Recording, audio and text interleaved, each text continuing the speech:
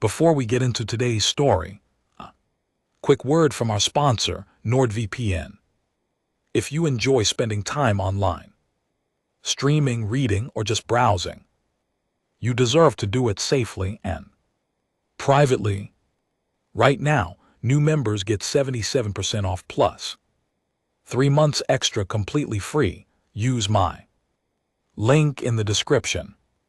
Now let's get into the story. He didn't think. He just acted. That's the thing about Marcus Hale. He never stopped to calculate the cost. And that one decision, made in under 3 seconds in a dark alley on a colony world he barely knew, would change the fate of an entire civilization. Before this story's over, you're going to find out 3 things. First, what kind of creature he found chained to a wall, and why her captors wanted her dead. Second, why a tribe of 40 warrior women crossed 200 km of frozen tundra to stand outside one human's door. And third, what Marcus said to them that made the most feared matriarch on the planet kneel. Stay with me. This one goes deep. Here's the thing nobody tells you about frontier colony worlds. They attract 2 kinds of people: those who are running towards something new, and those who are running away from something old. Marcus Hale was definitely the second kind. Karath 7 was the kind of planet that didn't care whether you lived or died. 3 moons.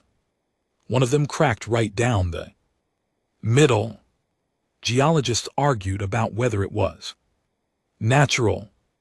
The atmosphere was breathable if you liked your air thin and tasting faintly of copper. The settlements hugged the equatorial belt, mud brick and prefab steel. Markets that never fully closed, where 6 different species bartered, argued, gambled, and occasionally stabbed each other over minor offenses. Marcus had been here 14 months. Before that, Earth. Before that, the Meridian War, 2 years of asymmetric combat on a moon that had no name, just a designation. GL 441C. He didn't talk about the war. Nobody who'd been there did. He ran a small freight operation now. 1 ship, the borrowed time, which he'd won in a card game and somehow hadn't managed to destroy yet. He hauled machine parts, medicine, seeds, livestock, cryopods, whatever. Paid. He wasn't rich, he wasn't happy. Exactly. But he was quiet. And for Marcus Hale, quiet was the closest thing to peace he'd found. That ended on a Tuesday. It's always the unremarkable moments, isn't it? Not the big dramatic ones. He was cutting through the Shade Market, the back alley commercial district, behind the main settlement, because it saved him 11 minutes of walking. He had a delivery manifest in his hand. He was thinking about whether his water recycler needed a new filter. He was thinking about absolutely nothing important. And then he heard the sound. Not a scream. Something worse. Something trying not to scream. I want you to understand something before we go further. Marcus had seen a lot of species. 14 months on Cathar 7 means you've bumped shoulders with breath traders, Keth laborers, Solonai diplomats even. The occasional Dravik. And those last ones are as close to a nightmare as biology can produce, while still being technically sapient. He wasn't naive, he wasn't soft. But what he found in that alley stopped him cold. The building was a converted warehouse. Security door locked from outside. But the alley-facing wall had a ventilation grate, and through it a cave. Not a large one. And in the cage, something that looked vaguely humanoid but wasn't. She was roughly female in shape. 2 arms, 2 legs. But her skin shifted color slightly, depending on where the light hit, not dramatically, not like a chameleon. Just a subtle iridescence, like oil on water. Her hair, if you could call it that, was more like pale fibers, almost translucent. Her eyes were large, too large for a human face, a pale violet, luminescent in the dark. And she was bleeding. Not dramatically, a cut on her forearm. Not treated. Dried rust brown against that iridescent skin. But she was gripping her arm with her other hand, jaw tight, silent. She'd been trying not to make noise. She hadn't known anyone was outside. Marcus crouched at the grate. She saw him. Her body went rigid. Pure threat response. Every muscle locked. He recognized that reaction. He'd worn it himself for 2 years on GL 441C. He said in the pigeon trade tongue most colony inhabitants understood. I'm not with them. Are you a prisoner? She stared at him for a long moment. Then she said in surprisingly clean, standard yes. 1 word, matter of fact. No begging, no tears, just yes. State the fact, see what the human does with it. He had choices. He could walk away. She wasn't human. This wasn't technically his problem. He could report it. Find a settlement authority, file a complaint, let the process work. Process on Kareth 7 typically meant nothing happened for 6 weeks and then less than nothing. Or he could do what he did. He stood up, checked the alley both directions, pulled the multi-tool from his belt, and started on the security door. It took him 4 minutes. 4 minutes to dismantle a lock he had no business being able to open. He later credited the war again. You learn things in desperate places. The door opened, he walked in. She watched him cross to the cage. Watched him work the lock on that too. Simpler, a commercial model. When it opened, she didn't move. Immediately. She said, "Why?" And Marcus, who was not a man of many words, said, "Because you're bleeding and nobody should be in a cage." She considered this. Then she stepped out. Her name, she told him as they moved quickly through the alley, was Vaishara. She was vile, a species he'd heard of distantly but never met. And the people who'd caged her, she said only this: they will come looking, and they will not be alone. Marcus said, "Good thing I've got a ship." Now here's where most people assume this story becomes a chase story. Man rescues alien, they run, credits roll. But that's not what happened. Because Vaishara didn't want to run. She wanted to go home. And home, she explained as they reached the borrowed time and Marcus sealed the hatch behind them, was not a planet. It was a people. Specifically, the Vale Matriate, a matriarchal tribal civilization living on the northern continent. 40 women, warriors, isolationists. And Vaishara was their youngest elder. Training, which apparently made her extremely important and also extremely kidnappable. The Harvan Syndicate, the organization that had caged her, had plans for her gifts. Because the Veil, it turned out, had gifts worth stealing. Think about the most valuable thing you can imagine. Not gold, not tech, not weapons. Think about information. Specifically, perfect information. The Veil were, as best as xenobiologists had theorized in the 2 papers ever written about them, a psychically attuned species, not telepathic in the dramatic sense. They didn't read minds. They read patterns, biological stress markers, microexpressions across dozens of species, scent compounds, environmental resonance. They could stand in a room and tell you who'd been frightened in it 3 days ago. They were, in a word, untrackable. Marcus learned this the hard way when Vaishara, sitting in his co-pilot's chair and eating a protein bar sheet, picked up without asking, which he respected, turned to him and said calmly, "You have not slept properly in 11 days. Your hands shake slightly at 0.3 amplitude, and you are afraid of something aboard this ship, though not of me." Marcus stared at her. She held his gaze. "The compartment in the afterhold that you have not opened since you acquired this vessel. Something is in there that frightens you." He was quiet for a long time. Then he said, "It's empty." She said, "I know. That's what frightens you." He had no answer for that, because she was right. The Meridian War. 2 years. His crew. The compartment where they'd put the bodies before the evac. Before the rescue that came just barely too late for 3 of them. He'd never opened it since winning the ship. He'd never told anyone why. But Shara didn't press it.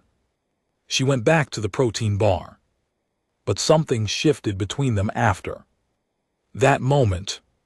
The particular silence of 2 people who have agreed not to explain themselves and been understood anyway. The Harvan Syndicate hadn't caged her for ransom. They'd caged her because they wanted to know how veil perception worked. Specifically, whether it could be reverse engineered or chemically replicated. If you could bottle what Veil Shara could do, you could sell it to every intelligence service, every criminal organization, every corporation negotiating hostile mergers across 6-star systems.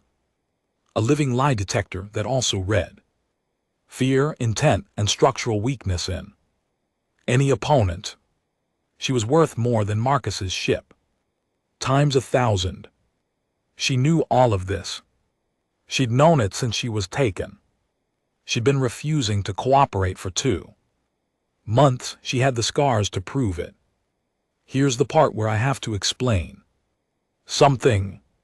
Marcus Hale did not want to get more involved. He had freed her. Technically, his obligation was 0. He could have dropped her at a transit hub, given her enough credits for passage been done. He knew this, she knew this. She didn't ask him to do more. She simply told him, in precise coordinates, where the matriarch wintered. Northern continent, above the snow line. 200 km from the nearest settlement, and she said, "The Syndicate will track this ship. They will be watching transit hubs." Marcus rubbed the back of his neck. He said, "How fast can Veil run in snow?" She looked at him. "We are excellent in snow." He said, "Then I'll put you down 10 km short. You run, I circle back and draw them off." She was quiet for a moment, then she said, "You would do that?" Not a question. A recognition. He shrugged. "Seems like the play. They didn't make it clean. The Syndicate had a faster ship, Harvan Interceptor, because of course they did. And they caught up with the borrowed time over the northern ice shelf. 2 warning shots, then a lock-on. Marcus's engines. Standard intimidation. Stand down or you end. Board. Marcus did not stand down. He did something the interceptor pilot clearly didn't expect.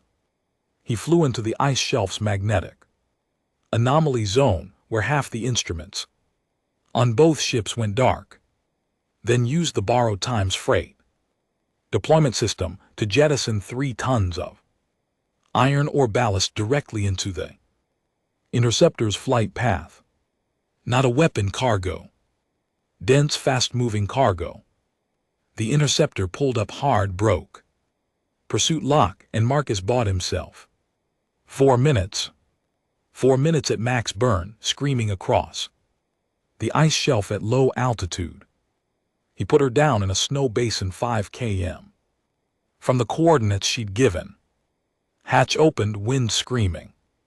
Vaishara in the doorway, and she turned to look at him. She said, "Marcus Hale," he said. "Go. I'll lead them back south." She said, "They will hurt you if they catch you." He said, "They've got to catch me first." And she looked at him, that veil look, the one that read every tremor and marker and truth beneath the surface. And she nodded once. Then she ran into the snow. And she was gone within 30 seconds.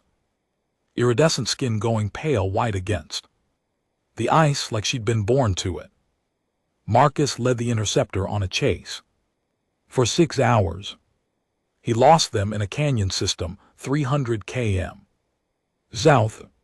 He landed in a dried riverbed, killed. All power sat in the dark. He didn't open the aft compartment.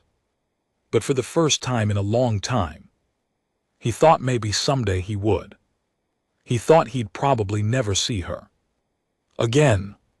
He was wrong. Here's what Marcus didn't know. He'd assumed Vaishara was important too. The matriarch. He hadn't understood what important meant to the vial. When Vaishara had been taken, she hadn't been alone. She'd been escorting a trade delegation. 3 other vial lower ranked. The syndicate had killed the other 3 to prevent witnesses. Vaishara had been kept because of her value. 2 months in a cage. 2 months of watching syndicate operatives try to understand her. 2 months of refusing. And 1 human had opened the door. 4 minutes because she looked like she was trying not to scream. To the matriarch who had spent those 2 months believing their elder training was dead. This was not a small thing. This was a blood debt. And the vial took blood debt seriously. 16 days after the snow basin drop, Marcus was at a ground-level waste station refueling the borrowed time and eating a meal he hadn't properly tasted. He got a proximity alert. Multiple contacts on foot approaching from the northern tree line. He stepped outside with a hand on his sidearm. He stopped. 40 women stood in a semicircle around his ship. Vile, all of them. Iridescent skin, pale in the cold morning. Light, pale fiber hair moving in the wind, armed. Not with guns. With weapons he didn't have names for. Long articulated things, clearly lethal. 40 sets of large violet eyes fixed on him. In the center stood one who was older than the rest. Taller. She wore something around her neck that pulsed with a slow, bioluminescent light. The matriarch. Marcus took a breath. He removed his hand from his sidearm. Both hands visible. He said in trade tongue, "I'm guessing you're here about Vaishara." The matriarch stepped forward. When she spoke, it wasn't trade tongue. It was standard. Precise and old-fashioned, like it had been learned from a textbook 40 years ago. She said, "You are Marcus Hale. Freight operator, 1 ship, no family. Living former soldier." He said, "That's me." She said, "Vaishara says you freed her because no one should be in a cage." He said, yeah. She said, she says you did not ask her for anything in return. He said, didn't need anything. The matriarch was silent for a moment. Every one of the 40 warriors was absolutely still. Wind across the snow, the hum of the refueling line. Then the matriarch said, in 200 years of contact with other species, no one outside the vial has entered a blood debt with us without intent to leverage it. Traders use kindness as currency. Diplomats use it as positioning, even well-meaning ones calculate return. Marcus said, I just thought she looked like she needed help. And the matriarch, who had not bent her knee to anything in 40 years of lading, the vile matriarch, knelt in the snow. All 40 women behind her did the same. Marcus stood there for a long moment. He didn't know what to do with 40 kneeling alien warriors. He said, you don't have to do that. The matriarch rose. She said, we know, that is why we do it. She told him what the vile debt gift was. Not money, not political alliance. The veil were going to tell him the truth, any truth he wanted to know, about anyone, at any time. He had access, whenever he chose to invoke it, to the finest living perception, instruments in the known settled systems, any negotiation, any threat assessment, any person he needed understood. Marcus said, I don't need, the matriarch said. You do, you simply do not know it yet. She looked at him the way Vaishara had. That complete, undeceivable vile regard. Then she said, the war, the compartment, the 3 names you have not said aloud. In 2 years. Marcus went very still. She said, you will say them when you are ready. And when you do, we will remember them with you. That is also part of the debt. Marcus Hale went back to flying freight. Machine parts, medicine, seeds, livestock, cryopods. But things were different. He opened the aft compartment 3 weeks later on a quiet night above the cloud layer. He sat in there for a long time in the dark. He said 3 names. Nobody heard them. Or maybe, somewhere on the northern ice shelf, 40 women tilted their heads slightly and listened and remembered. That's the thing about being truly seen. You don't need it to be logical. You don't need to have earned it. You just need one moment where someone decides this person matters and acts like it. Marcus Hale thought he was just cutting 11 minutes off a walk. What he actually did was become the first human in 200 years the veal decided to trust. Not bad for Tuesday. If you want more stories like this, HFY. Sci-fi, humans doing unexpectedly human things across the galaxy. Hit subscribe. We drop new stories every week. And if you want to see the story where Marcus actually calls in the dead, where he uses the veal perception to walk into the most dangerous negotiation table in the sector, that one's coming. You're not going to want to miss it. Stay dangerous, stay human.